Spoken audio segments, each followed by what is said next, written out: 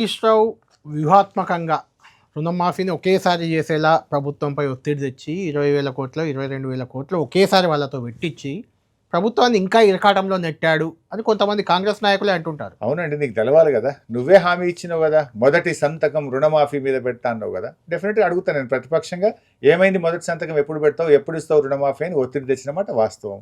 మరి ఒక ముఖ్యమంత్రిగా నువ్వేం చేయాలి? నీకు అనుభవం ఉందో లేదో, లేకపోతే ఉన్నతాధికారులను అడుగు, సీనియర్ మంత్రులను అడుగు, ఏం చేయాలనో అడుగు. ఆనాడు కేసీఆర్ గారు బాగా ఆచితూచి 4 దశల్లో రుణమాఫీ పూర్తి చేసిండు. నువ్వు ఒకేసారి చేస్తా అని చెప్పి ఆనాడు ఎన్నికల ముందు హామీ ఇచ్చినావు. డెఫినెట్గా ప్రతిపక్షంగా మేము డిమాండ్ చేసినాం, నువ్వు ఇయ్యబోయినావు, బోర్ల బొక్కలు పడ్డావు. ఇప్పుడు ఏమైంది? నిజంగా చేసినవా రుణమాఫీ? చేయలేదు. చేసింది 40-50%, ఎగబెట్టింది 50%. 2 లక్షల పైన వాళ్ళని కూడా డబ్బులు కట్టండి, వెంటనే ఇస్తాను అని ముఖ్యమంత్రి స్వయంగా టీవీల ముందు పబ్లిక్ మీటింగ్లో చెప్పిండు. ఏ ఊరికి పోతే పార్లమెంట్ ఎన్నికల ముందు దేవుడి మీద ప్రమాణం చేస్తూ 15 ఆగస్టు కల్లా రుణమాఫీ చేస్తా అని ఇలా రైతాంగాన్ని మోసం చేసిండు. రేవంత్ రెడ్డి సొంత గ్రామానికి వెళ్ళిన 50% మంది రైతులకు ఆయన సొంత ఊర్లో కూడా ఈరోజు కూడా రుణమాఫీ కాలేదు. వెళ్దామంటే అసెంబ్లీలో మేము ఎప్పుడు అడిగినా ముఖం చాటేస్తారు. హరీష్ గారు, మీరు ప్రభుత్వం ఏ కార్యక్రమం తీసుకున్నా దాన్ని వ్యతిరేకించడం, లేదంటే అందులో ఉన్న లూప్ హోల్స్ని ఎత్తి చూపడం తప్ప ప్రభుత్వాన్ని అసలు పనిచేయకుండా అడ్డుకుంటుంది హరీష్ రావే అంటే ఏం చెప్తారు?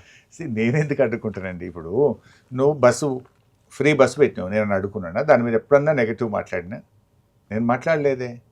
డెఫినెట్గా కొన్ని తప్పుడు పనులు చేస్తున్నావు నువ్వు. తప్పుడు పనుల మీద నేను ఇలా హ్యామ్ రోడ్స్ ఉన్నాయండి, హ్యామ్ రోడ్స్ మీద నువ్వు 22% ఎక్సెస్ ఇస్తున్నావు, ఇది తప్పు అని ఎత్తి చూపిన. ఇవాళ మేము మాట్లాడితే నువ్వు 4 ఖర్చుకొని 5% ఎక్సెస్కు తగ్గించినావు కదా. అంటే రాష్ట్రానికి దాదాపు 2,000 కోట్ల రూపాయలు నేను ఒక ప్రతిపక్షంగా బాధ్యతాయుతంగా మేము ప్రవర్తించడం వల్ల రాష్ట్రానికి మిగిలినాయి కదా. అట్లా బ్రీవరీల్లో కమిషన్లు తీసుకుంటున్నారు అని బయట పెట్టినాము, అది ఆగిపోయింది కదా. అట్లా అనేక విషయాల్లో అంటే ప్రభుత్వం చేసే తప్పిదాలను మేము ఎత్తి చూపి రాష్ట్రం ప్రజల కోసం మేము ప్రతిపక్షంగా మా బాధ్యత మేము నిర్వర్తిస్తున్నాం. నువ్వు జాబ్ క్యాలెండర్ ఇవ్వలేదు, నిరుద్యోగులకు ఉద్యోగాలు ఇస్తాను మోసం చేసినావు. డెఫినెట్గా ఒత్తిడి పెట్టడం మా బాధ్యత కదా. కొన్ని విషయాల్లో మేము సక్సెస్ అయినాం, కొన్ని విషయాల్లో ప్రభుత్వం మొండి పట్టుదలకు పోయి వాళ్ళు ఇలా పట్టించుకోవట్లేదు. నేను ఇలా మైనింగ్ స్కామ్ బయట పెట్టినా, హైదరాబాద్ పొంగులేటి శ్రీనివాసరెడ్డి గారి క్రషర్లని కూలగొట్టింది కదా, అట్లీస్ట్ రాష్ట్రానికి కొంత మేలైంది కదా.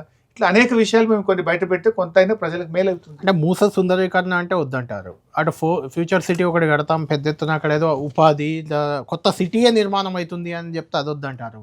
తర్వాత ఇక్కడ హైడ్రా పెడితే అది కూడా వద్దని అడ్డుకున్నారు మొదట్లో. అవునండి, డెఫినెట్గా ఇప్పుడు కూడా చెప్తున్నా, నువ్వు పెట్టే ఫ్యూచర్ సిటీ బోగస్ బక్వాస్. అది ఫార్మా సిటీగా ఆ రోజు మేము 14,000 ఎకరాలు సేకరించినాము, ఎన్విరాన్మెంట్ క్లియరెన్స్ తీసుకొచ్చినాము. దానికి ఎన్విరాన్మెంట్ క్లియరెన్స్లో స్పష్టంగా రాసిండ్రు, ఈ భూమి ఫార్మా సిటీ కాక ఇతర అవసరాలు దేనికి వాడినా తిరిగి ఎన్విరాన్మెంటల్ కమిటీ ముందుకు రావాలి, ఇంకా ఏది కూడా చేయకూడదు అని చెప్పి స్పష్టంగా. ఫార్మా సిటీ ఉంటుంది, ఫ్యూచర్ సిటీ ఉంటుందని కదా వాళ్ళు చెప్తుంది. లేదు, ఫార్మా సిటీ ముసుగులో ఈయన ఫ్యూచర్ ఈయన ప్లాన్ ఏముంది మీకు తెలియదు ఏముంది?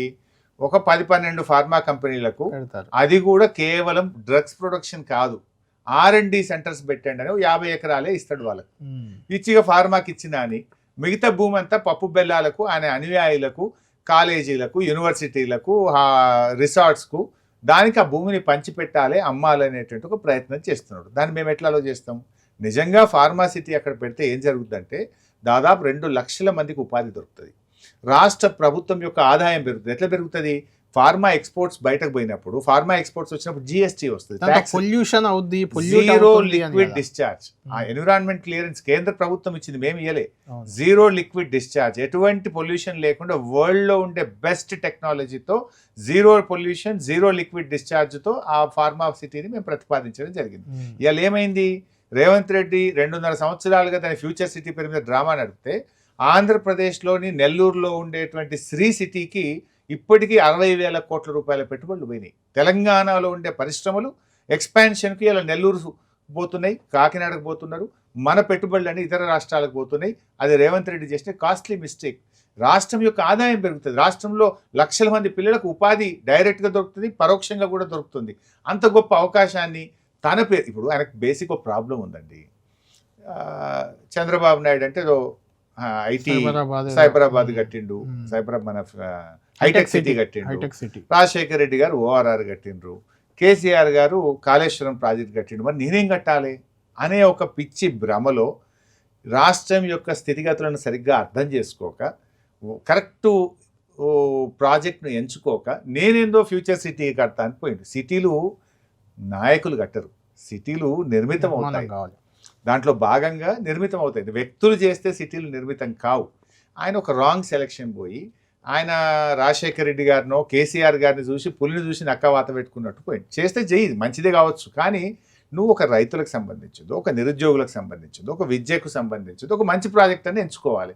మూసి పెడితివి నువ్వు 22,000 ఇండ్లు కూలగొడతా అంటివి. 22,000 ఇండ్లు హైదరాబాద్లో కూలగొడితే తట్టుకుంటుందా నగరం? వాళ్ళ పరిస్థితి ఏంది? వాళ్ళు అపార్ట్మెంట్ కొనుక్కుంటే బ్యాంక్లో 80 లక్షల కోటి రూపాయలు అప్పు తెచ్చి అపార్ట్మెంట్ కొనుక్కుంటే బ్యాంక్లో ఇన్స్టాల్మెంట్ కట్టాలి. నువ్వు 5 కూలగొట్టమంటే బ్యాంక్ ఇన్స్టాల్మెంట్ తప్పదాయి, మళ్ళీ కిరాయి ఇంటికి పోతే కిరాయి కట్టాలి. వాళ్ళ జీవితాలు ఏంది? నువ్వు మూసీకి ఎవరు వ్యతిరేకం కాదు, కానీ దాని పేరు మీద కూల్చివేతలు, దాని పేరు మీద భూ వ్యాపారానికి వ్యతిరేకం. ఇన్ఫ్యాక్ట్ అది కేసీఆర్ గారి ఆలోచనే కదా. గోదావరి నీళ్లు తెచ్చి మూసీలో పోయాలి, మురికి నీరు మూసీలకు పోకుండా ఎస్టీపీలు పెట్టాలి. నువ్వు ఎస్టీపీలు పెట్టి మురికి నీరు రాకుండా చేయి. గోదావరి నీళ్లు మేము కట్టిన కాళేశ్వరం ప్రాజెక్ట్ నుంచే వేస్తున్నావు కదా, మలానా సాగర్ నుంచి. ఆ పైప్ లైన్ తెచ్చేసి అందులో వేసి స్వచ్ఛమైన గోదావరి జలాలు పారించు. మేము దగ్గరుండి సహకరిస్తాం, నిన్ను అభినందిస్తాం. కానీ మూసీ ముసుగులో రియల్ ఎస్టేట్ వ్యాపారం, మూసీ ముసుగులో పేదల బతుకులు కూలిస్తే దానికి వ్యతిరేకం.